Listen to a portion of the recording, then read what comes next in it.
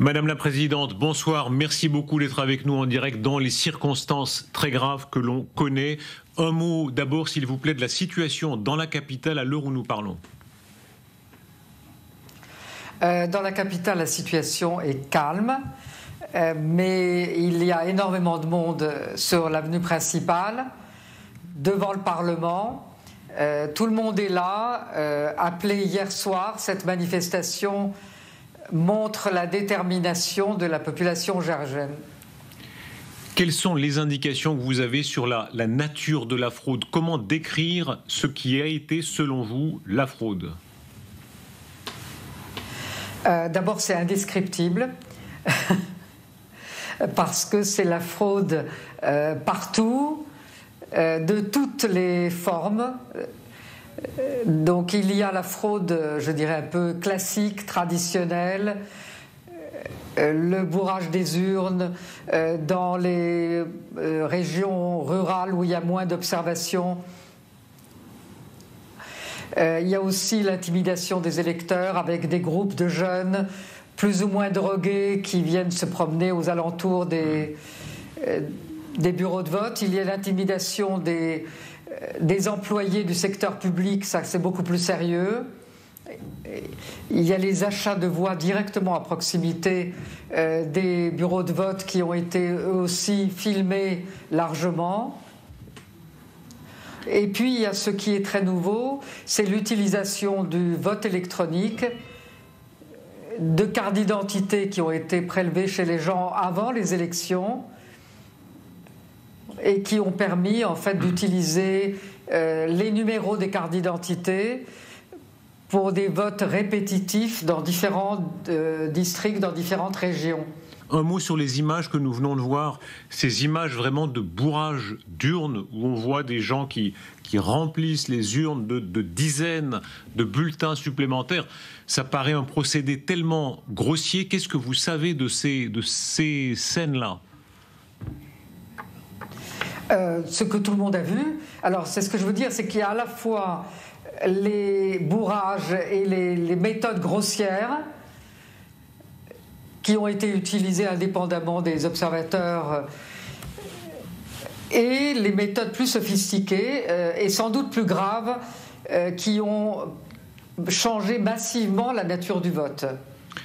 Qu'est-ce qu'on sait de la présence... Les organisations d'observation chiffrent à plus de 300 000 les votes qui ont été comme ça volés, modifiés, manipulés.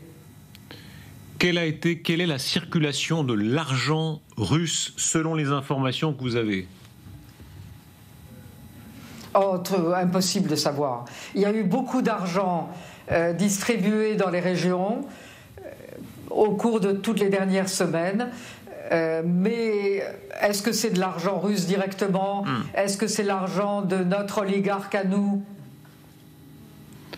Est-ce que c'est les deux ensemble? C'est impossible de savoir. La présence de l'armée russe, à quelle distance se trouve, selon comment les choses tourneront ces prochaines heures ou ces prochains jours, à quelle distance de vous se trouvent actuellement les forces russes? Alors, je ne suis pas du tout dans les scénarios dramatiques, parce que si la Russie est avec le Rêve géorgien, le parti au pouvoir, sans doute, dans la manipulation, les a inspirés, les a aidés, dans la manipulation de ces élections, nous ne sommes pas dans un scénario d'intervention militaire russe. La Russie est là avec ses tanks à proximité de la capitale depuis des années, depuis la guerre de 2008. Et la Géorgie vit avec ça, la Géorgie avec ça continue son cheminement européen et ce n'est pas cette menace virtuelle qui va interrompre le cheminement géorgien. Donc ça c'est une pression qu'utilise le Rêve géorgien pour dire pratiquement aux gens si vous ne votez pas pour nous, vous aurez la guerre et je m'élève contre ça pour dire si la population géorgienne continue comme elle le fait aujourd'hui, ce soir, à démontrer pacifiquement que personne ne lui volera ni sa voix ni son avenir européen, personne ici ne pourra intervenir. Nous avons un grand soutien de nos partenaires européens américains.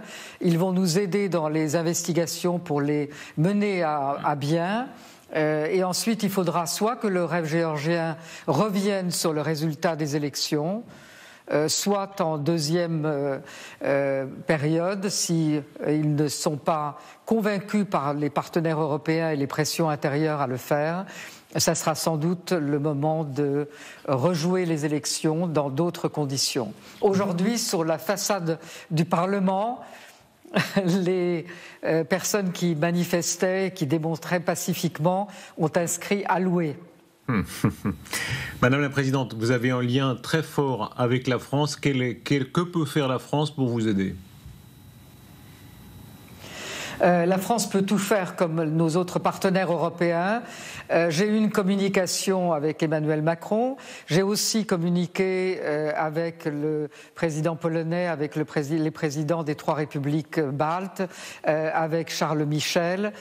Nous avons un grand soutien de tout le monde. Le dernier Conseil européen a très clairement dit aux autorités du rêve géorgien ce qu'elles avaient à faire pour revenir sur la voie européenne, notamment mener à bien des élections démocratiques et transparentes. Ça n'a pas été fait.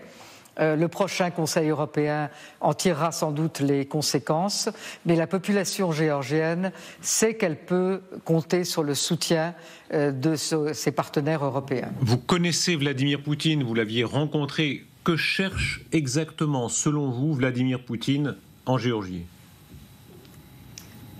C'est très simple. Ce qu'il est en train d'obtenir par la voie des dirigeants du rêve géorgien, c'est d'écarter la Géorgie de la voie européenne, c'est d'isoler la Géorgie et qu'à ce moment-là, la Géorgie, affaiblie, isolée, soit une proie facile où il n'y aura pas besoin d'intervention militaire. Ça veut dire que, selon vous, si rien n'est fait, la Géorgie risque de passer définitivement dans le giron russe ? Le programme des autorités géorgiennes, le programme électoral séduisant qu'ils nous ont proposé, c'est d'arrêter tous les opposants, c'est d'interdire les partis politiques d'opposition, c'est de faire une nouvelle procédure de destitution de la présidente, et c'est de mettre en place de façon très stricte la loi sur les agents russes qui empêchera les organisations non gouvernementales ou humanitaires de fonctionner en Géorgie, et c'est de mettre sous contrôle les médias qui ne sont pas déjà sous le contrôle gouvernemental. Je ne sais pas comment vous caractérisez ça. Pour moi, c'est le régime russe imposé à la Géorgie. L'image est très forte de vous voir dans votre palais présidentiel avec le drapeau de la Géorgie, mais aussi le drapeau européen. Si le nouveau pouvoir s'installe, la route de l'Europe sera une impasse pour la Géorgie. Qu'allez-vous faire, vous, personnellement, ces prochaines heures, ces prochains jours, ces prochaines semaines ? Moi, je viens de dire, devant cette manifestation que j'avais appelée hier soir et où la population a répondu en un nombre incroyable que je ne pensais pas pouvoir se réunir aussi vite, je leur ai promis que je serai avec eux maintenant, demain, et jusqu'au moment où nous retrouverions notre avenir européen. C'est ce que je compte faire. Merci beaucoup, Salomé Zourabichvili, Madame la Présidente, d'avoir été avec nous en direct ce soir.